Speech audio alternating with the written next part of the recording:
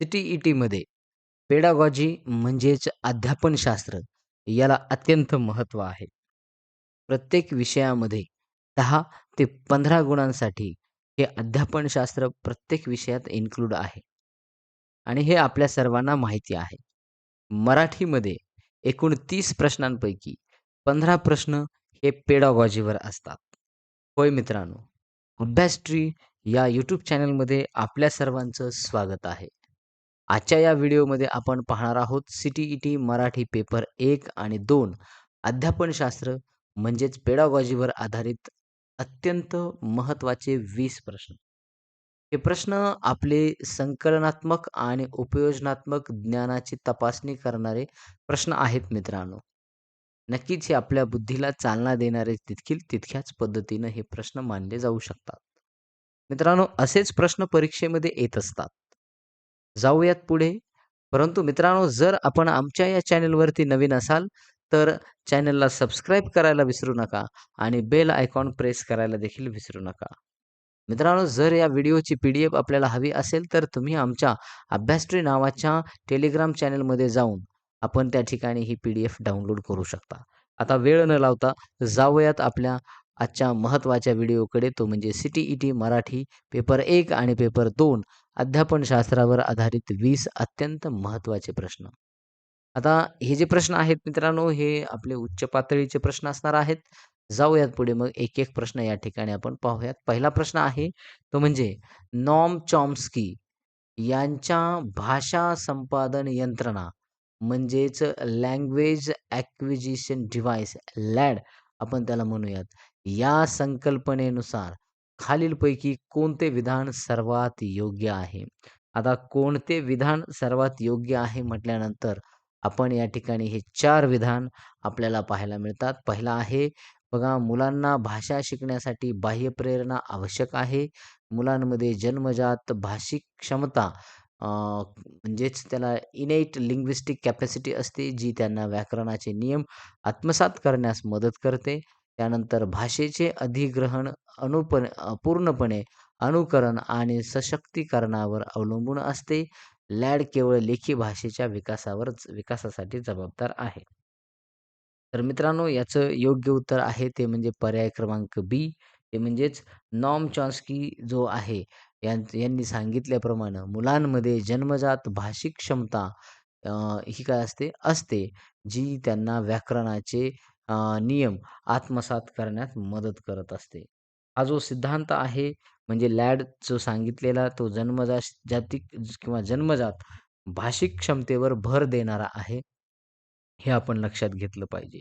मानवी मेंदूमध्ये एक नैसर्गिक यंत्रणा असते, जी मुलांना बाह्य अनुकरण किंवा शिकवण्यासाठी भाषेतील मूळ व्याकरणाचे जे नियम आहेत, हे पटकन आत्मसात करण्यास मदत करत असते.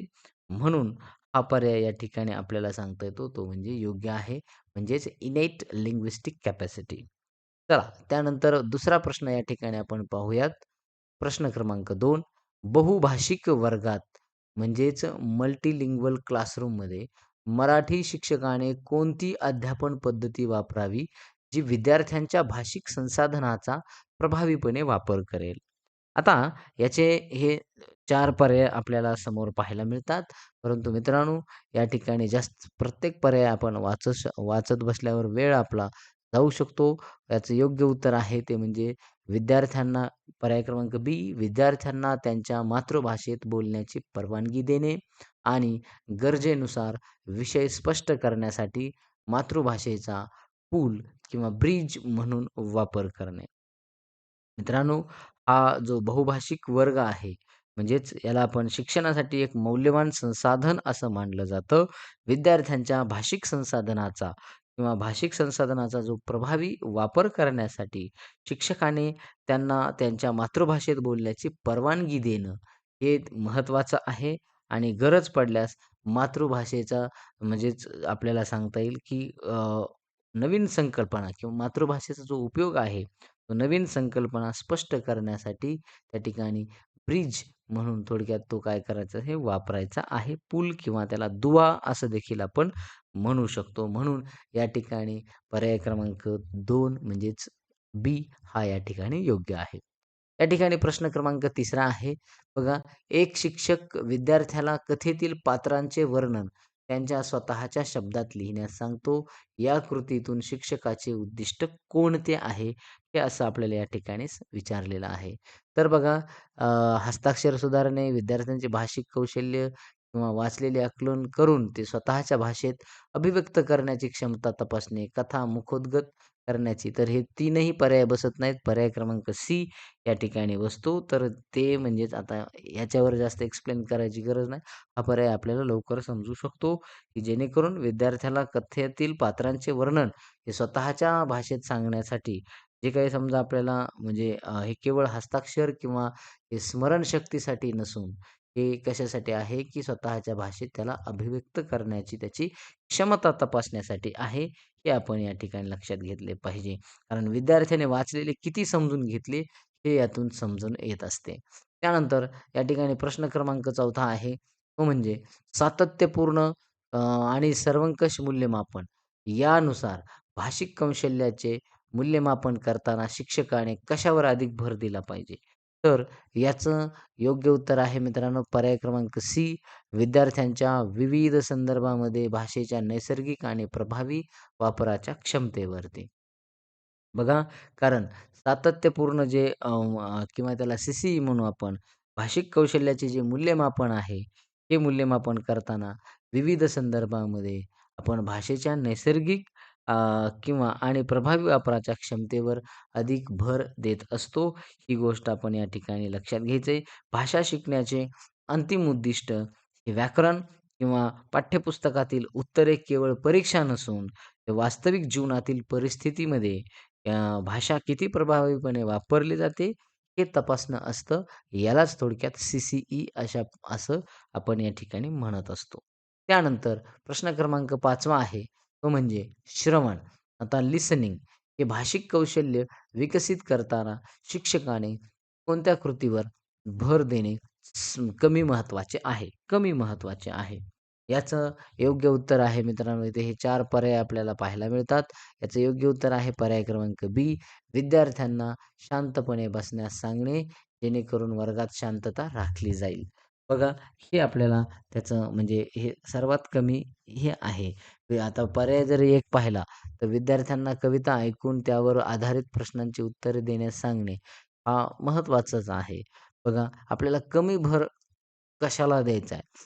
एखाद्या चर्चेतील मुख्य कल्पना आणि याच्यात जर आपण पाहिलं, याच्यात बोलण्यासाठी भर दिलेला आहे. म्हणजे इथं श्रवणाचा इतका हे कविता ऐकण्यासाठी हे ठीक आहे इथपर्यंत. परंतु पुढे बोलण्यासाठी त्यांना मजबूर केलेले म्हणून तो पर्याय येणार नाही. एखाद्या चर्चेतील मुख्य कल्पना, मेन आयडिया आणि तपशील ओळखायला लावणे थोडक्यात. तर हे देखील यात बसत नाही. ऐकलेल्या माहिती स्वतःचे मत तयार करण्यास. तर इथं ते सुद्धा बसणार नाही.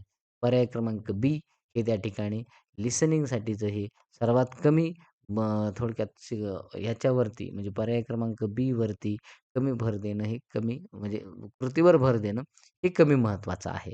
चला त्यानंतर प्रश्न क्रमांक 6वा आहे या ठिकाणी तो म्हणजे वाचन प्रक्रियेमध्ये शीर्षक निर्मिती त्याला स्किमिंग असं म्हणतो आणि तपशील म्हणजेच स्कॅनिंग तपशील शोधणे या 2 उपकौशल्यांचा वापर कशासाठी केला जातो? तर मित्रांनो बघा, याचं योग्य उत्तर आहे ते म्हणजे पर्याय क्रमांक बी, वाचनातील अर्थ अचूकपणे समजून घेण्यासाठी आणि विशिष्ट माहिती प्रभावीपणे शोधण्यासाठी. हे याचं या ठिकाणी योग्य उत्तर आपल्याला पाहायला मिळतं. त्यानंतर प्रश्न क्रमांक 7वा आहे, व्याकरण शिकवताना आगमन म्हणजेच आगमन पद्धती इंडक्टिव्ह मेथड आणि निगमन पद्धती म्हणजे डिडक्टिव्ह मेथड यापैकी आगमन पद्धती अधिक प्रभावी मानले जाते. कारण बघा, या ठिकाणी आपल्याला सांगितलं जाईल. त्या ठिकाणी पर्याय तुम्हाला हे पाहायला मिळतात. या ठिकाणी दिसतायत ए, बी, सी, डी. तर याचं योग्य उत्तर आहे मित्रांनो सी. आगमन पद्धतीमध्ये आपण जर पाहिलं तर विद्यार्थी उदाहरणांवरून स्वतः नियम करतात आणि तयार करतात आणि ज्यामुळे नियम दीर्घकाळ लक्षात राहतात आणि संकल्पना स्पष्ट होतात. हे त्याचं योग्य उत्तर आपल्याला पाहायला मिळतं. या नियमांचे जर सामान्यीकरण जर पाहिलं तर म्हणजे ते विद्यार्थी काय करतात सामान्यीकरण करत असतात. जनरलायझेशन आपण त्याला म्हणतो आणि या सक्रिय प्रक्रियेमुळे नियम हे दीर्घकाळ काय होतात लक्षात राहत असतात आणि ही त्यांच्या संपूर्ण संकल्पना ह्या स्पष्ट होत असतात. म्हणजेच याचा अर्थ ही जी मेथड आहे, तर ही मेथड ही चाइल्ड सेंटर्ड मेथड आहे आणि आपल्याला माहिती आहे जो भाग चाइल्ड सेंटर्ड पर्यंत म्हणजे जो पर्याय चाइल्ड सेंटर्ड वरती जातो, तो पर्याय हा योग्य असतो. हे आपण या ठिकाणी लक्षात घ्यायचं आहे. प्रश्न क्रमांक 8वा आहे या ठिकाणी बघा, तो म्हणजे एका विद्यार्थ्याला वारंवार लेखन करताना श आणि स, ळ आणि ल यामध्ये गफलत म्हणजेच कन्फ्युजन करताना आढळते. ही समस्या कशाशी संबंधित असू शकते? बघा, तर याचं योग्य उत्तर आहे मित्रांनो, लेखनातील शुद्ध म्हणजे ही जी त्रुटी आहे, शुद्ध लेखन त्रुटी. म्हणजे याला आपण थोडक्यात म्हणत असतो ऑर्थोग्राफी. हे आपण या ठिकाणी लक्षात घ्यायचं आहे. लेखनात जर ते चुका करता येते, हे ऑर्थोग्राफीमध्ये आपल्याला पाहायला मिळेल. हे आपण लक्षात घ्यायचं हां, आपण जर पाहिलं तर डिस्लेक्सिया आहे, डिग्राफिया आहे. तर डिस्लेक्सिया जर आपण पाहिला, तर हा कशाचा आपल्याला माहिती आहे, हा भाषिक विकार आहे. म्हणजे दोन्हीसुद्धा डिस्लेक्सिया आणि डिस्ग्राफिया किंवा आता हे रीडिंग कॉम्प्रिहेन्शन हे वाचन आकलन होत नाही पुरेसं, तो इथं आहे. आता जर आपण डिस्लेक्सिया पाहिला, तर हा थोडक्यात कसा आहे, हा वाचण्यासंदर्भातला हा थोडक्यात विकार आहे. आणि डिस्ग्राफिया जर आपण पाहिलं, तर हा थोडक्यात लेखनाचा देखील विकार आहे. परंतु या ठिकाणी शुद्ध लेखनाचा जर आपण जर पाहिलं, तर अक्षरध्वनीचे लेखन चुकणे ही एक शुद्ध लेखनाची समस्या असते आणि म्हणून मग विकाराचे ते निदान नसतं. म्हणून मग या ठिकाणी पर्याय क्रमांक ए हे त्याचं योग्य उत्तर आपल्याला पाहायला मिळतं. त्यानंतर प्रश्न क्रमांक 9 आहे. भाषा शिकणे आणि भाषा अधिग्रहण यातील मूलभूत फरक खालीलपैकी कोणता आहे? तर याचं योग्य उत्तर आहे मित्रांनो, हे 4 पर्याय आपल्या समोर दिसतात. त्याचं योग्य उत्तर आहे ए. भाषा शिकणे औपचारिक असते, तर भाषा अधिग्रहण ग्रहण करणे अनौपचारिक आणि नैसर्गिक असते. हे आपण या ठिकाणी लक्षात घ्यायचं आहे. बघा, त्यानंतर 10वा प्रश्न आपण पाहूयात या ठिकाणी. TLM वरती म्हणजे संवर्धनवादी दृष्टिकोनातून अध्ययन अध्यापन अध्यापन अध्ययन सामग्री म्हणजे टीचिंग लर्निंग मटेरियल निवडताना शिक्षकाने कशावर अधिक भर दिला पाहिजे? असा हा प्रश्न आहे मित्रांनो. तर याचं योग्य उत्तर आपल्याला इथं सांगता येईल, की मुलांना म्हणजे पर्याय क्रमांक बी मुलांना अर्थाचे स्वतःचे आकलन करण्यास मदत करणारी साधनं हे समजून घेणं किंवा हे थोडक्यात याच्यावरती शिक्षकांनी अधिक भर दिला पाहिजे.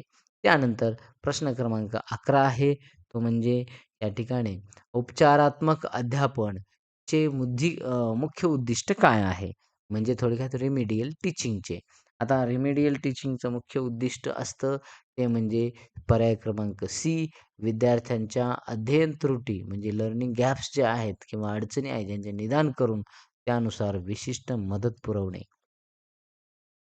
त्यानंतर 12वा प्रश्न या ठिकाणी आपल्याला पाहायला मिळेल, तो म्हणजे सामाजिक सांस्कृतिक सिद्धांत म्हणजे सोशो कल्चरल थिअरी मांडणाऱ्या लेव्ह वाइगोत्स्की यांच्या मते भाषेचा विकास प्रामुख्याने कशातून होतो? तर भाषेचा विकास प्रामुख्याने म्हणजे लेव्ह वाइगोत्स्की यांच्या मते सामाजिक आंतरक्रियातून होतो आणि संस्कृतीच्या माध्यमातून होतो म्हणजेच सोशल इंटरॅक्शनमधून होत असतो. त्यानंतर प्रश्न क्रमांक 13वा आहे. मराठी भाषेच्या शिक्षकाने विद्यार्थ्यांना मातृभाषेच्या वापरास प्रोत्साहन देणे का आवश्यक आहे? तर याचं योग्य उत्तर आपल्याला पाहायला मिळतं ते म्हणजे पर्याय क्रमांक ए. मातृभाषा ही विचार प्रक्रियेची आणि भावना व्यक्त करण्याची नैसर्गिक माध्यम आहे, जी नवीन भाषा शिकण्याचा आधार बनते. बघा, हे या ठिकाणी योग्य उत्तर आपल्याला पाहायला मिळेल. कारण मातृभाषा ही मुलाच्या विचार प्रक्रियेची भावना आणि व्यक्त करण्याची ही माध्यम आपल्याला पाहायला मिळतं म्हणजे नैसर्गिक माध्यम आहे. म्हणजेच शिक्षणशास्त्रानुसार नवीन किंवा द्वितीय भाषा जी आहे थोडक्यात ती शिकण्यासाठी मातृभाषा एक मजबूत आधार असतो, तो बेस असतो आणि म्हणून ती बेस म्हणून ती काय करत असते, एक पाया म्हणून काम करत असते आपली मातृभाषा. कारण संकल्पना मातृभाषेतून नवीन भाषेत हस्तांतरित करणे म्हणजे त्याला ट्रान्सफर करणे सोपं जात असतं, असं आपल्याला म्हणू शकतो. त्यानंतर 14वा प्रश्न आहे या ठिकाणी एका शिक्षिकेने तिच्या विद्यार्थ्यांना एका विशिष्ट विषयावर गट चर्चा म्हणजे ग्रुप डिस्कशन आयोजित करण्यास सांगितले. भाषण कौशल्य तपासण्यासाठी कोणती पद्धत सर्वात योग्य ठरेल? या ठिकाणी तर याचं योग्य उत्तर आपल्याला पाहायला मिळेल मित्रांनो, ते म्हणजे पर्याय क्रमांक बी. विद्यार्थ्यांच्या विचारांची स्पष्टता, उच्चार आणि योग्य शब्दांचा वापर यांचे चर्चा करतानाच थोडक्यात निरीक्षण करणे हे योग्य पद्धत आपल्याला पाहायला मिळू शकते. त्यानंतर प्रश्न क्रमांक 15वा आहे, म्हणजे भाषा ही केवळ संप्रेषणाचे साधन नाही, तर ती विचार करण्याची प्रक्रिया आणि संकल्पना समजून घेण्याचे माध्यम आहे.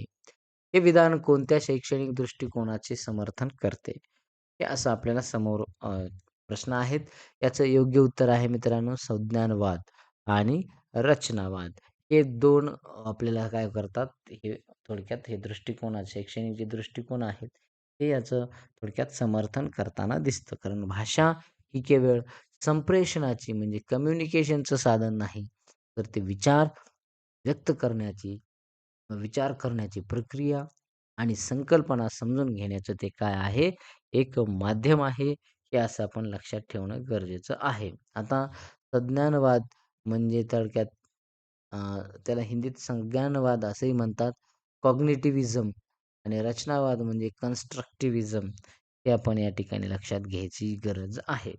त्यानंतर प्रश्न क्रमांक 16वा आहे. अध्ययन प्रक्रियेदरम्यान भाषा शिक्षणातील चुका कशा मांडल्या पाहिजेत? याचं योग्य उत्तर आहे ते म्हणजे अध्ययन प्रक्रियेचा नैसर्गिक आणि महत्त्वाचा भाग जो विद्यार्थ्यांच्या विचारसरणीची दिशा दर्शवतो किंवा दाखवतो. हे त्याचं योग्य उत्तर आपल्याला पाहायला मिळतं.